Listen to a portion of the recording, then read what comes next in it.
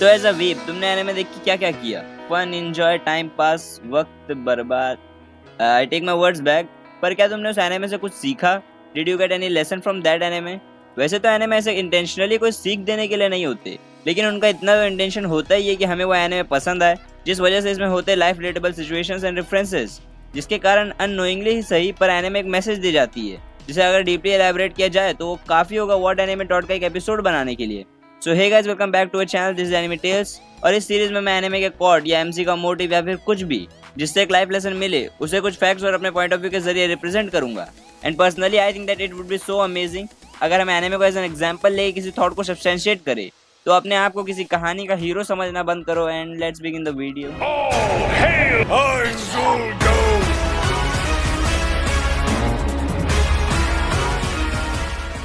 तो first episode के लिए जिस एनिमे को मैंने सेलेक्ट किया है वो है Arifureta from common place to the world strongest. तो इस वीडियो में इसी एनिमे के ऊपर लंबी चौड़ी बात होने वाली। तो अगर तुम में से किसी ने भी इस एनिमे को अब तक नहीं देखा है then please it's a request, इसे अपने नेक्स्ट सीरीज के लिए शेड्यूल कर लो। एंड आई एश्योर यू इसे देखने के बाद ये तुम्हारे 12 एपिसोड वाले लिस्ट में टॉप में होगा।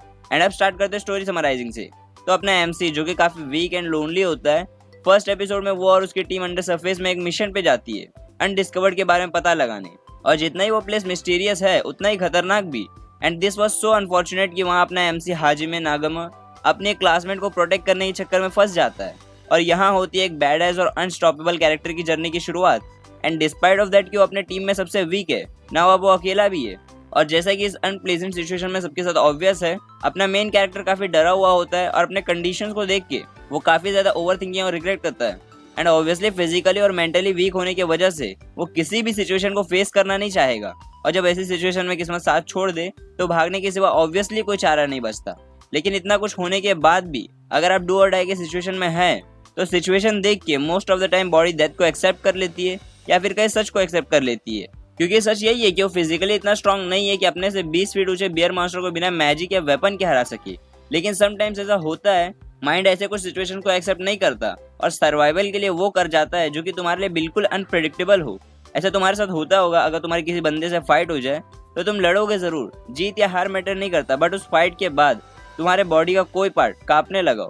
मेंटल हेल्थ भले उस सिचुएशन को फेस करने तैयार ना हो, लेकिन मन के अंदर हवस और गुस्सा अक्सर बढ़ते रहता है।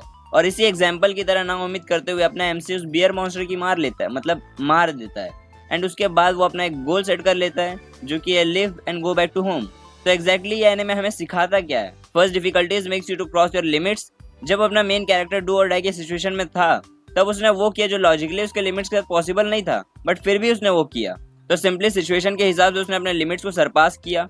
एक काफी अच्छा एग्जाम्पल ले लो संदीप महेश्वरी सर का।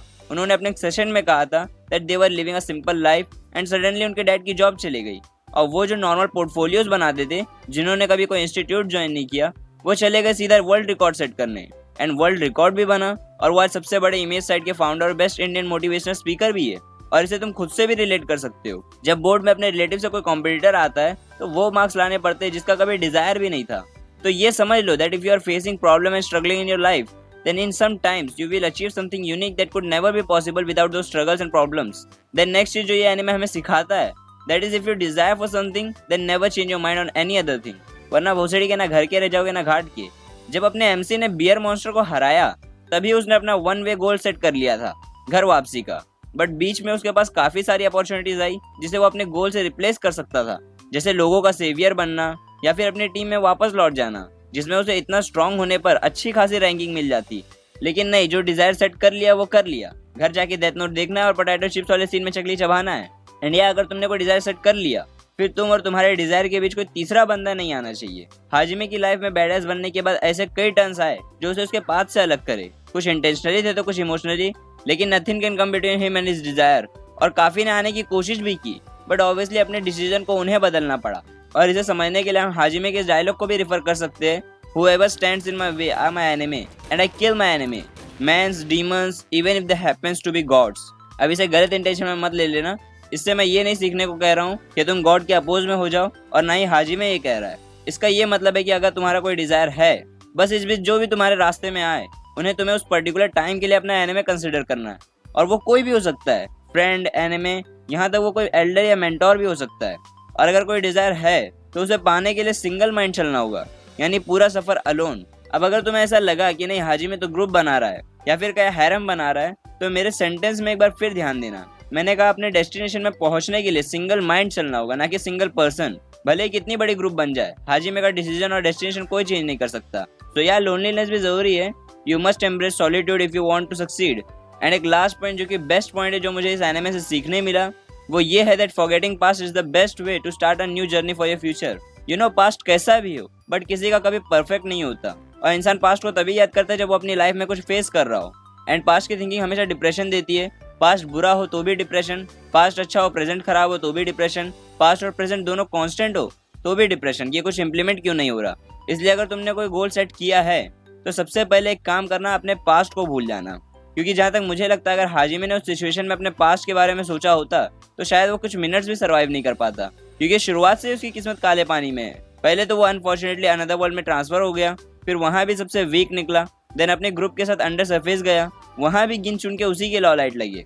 तो हाजिमे का तो पास्ट एंड प्रेजेंट दोनों ही खराब था, बट वो अपने पास्ट को ही भूल गया, जिस वजह से वो अपने प्रेजेंट को फेस करने के लिए मेंटली स्ट्रांग हो सका। और जो कभी पास्ट को याद नहीं करते वो जल्दी डिप्रेस नहीं होते, जिसके वजह से उन्हें बार बार कोई भी काम करने के लिए मोटिवेशन की जरूरत नहीं पड़ती। और जिन्हें मोटिवेशन नहीं चाहिए, उन्हें कॉन्फिडेंस का दिक्कत नहीं, और वो आराम से अपने थिंकिंग को एक्शन में कन्वर्ट कर सकते हैं। सो या bye my all knowledge and understanding sense, मैंने इस एनिमे से इतना कुछ सीखा और शेयर करना काफ़ी अच्छा समझा। ये सब कॉमर्स की बकचोदी है, मुझे बस कंटेंट चाहिए था। लेकिन फिर भी जो शो एंटरटेनमेंट के साथ कुछ लाइफ लेसन दे दे, उसमें अलग ही मजा है। तो अगला एपिसोड भी काफ़ी जल्दी आएगा, और अगर तुम्हारे मन में ऐसा कोई एनिमे है जिससे तुम्हें कोई लाइफ लेसन मिला, तो comment section is personally for you. And इस सीरीज का पहला एपिसोड पसंद आया तो लाइक और शेयर करना है। मैंने रिकॉर्डर हिंदी में देखना, चैनल को सब्सक्राइब करें। मैं मिलूँ एनिमेटेड किसी अगली वीडियो पे। See you soon and thanks for watching.